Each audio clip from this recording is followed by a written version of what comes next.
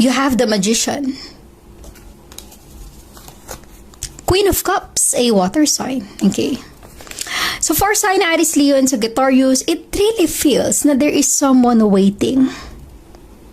Someone manifesting your energy, your love, your feelings, your emotion. You have the Queen of Cups. Para sa iba, kung ito ay particular sa love life ng buhay mo, maaaring meron kang inaantay na someone na talagang mahal mo. Sobra yung pagmamahal. Queen of Cups. Okay? Ang Queen of Cups, kung magmahal yan, walang hinihinging kapalit. Ibibigay ang lahat. Posibleng energy mo ito for sign, Aries, Leo, and Sagittarius, ganun ka magmahal. Or maaaring ganun yung person na connected sa'yo. Sobra kanyang mahal at umaasa pa rin siya. I'm really getting that kind of vibe na may umaasa pa rin. You have the Magician. Manifesting the energy. Di ba? Minsan kapag merong umaasa, merong minamanifest na energy. Pinihiling, pinagdarasal na sana. Okay? Magkaroon ka ng pagkakataon. Again, resonate as it is for sign.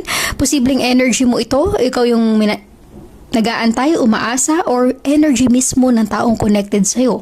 Maaari ring siya ay water sign, Cancer, Scorpio, and Pisces. Okay?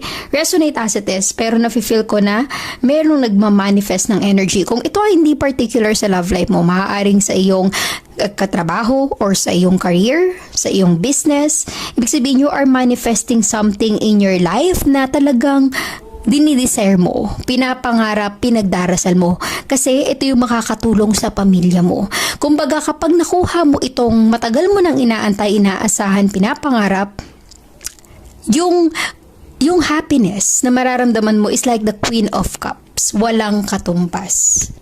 Okay? So, this is some kind of energy na waiting for something na alam mong ikasasaya mo. Okay?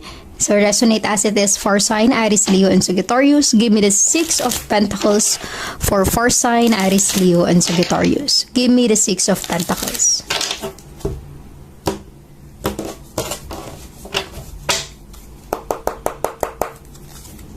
You have the 7 of Cups, a water sign.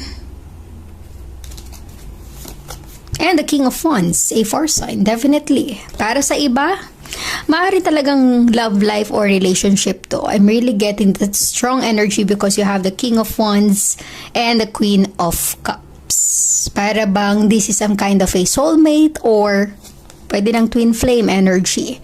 Okay, so for sign, Aries, Leo,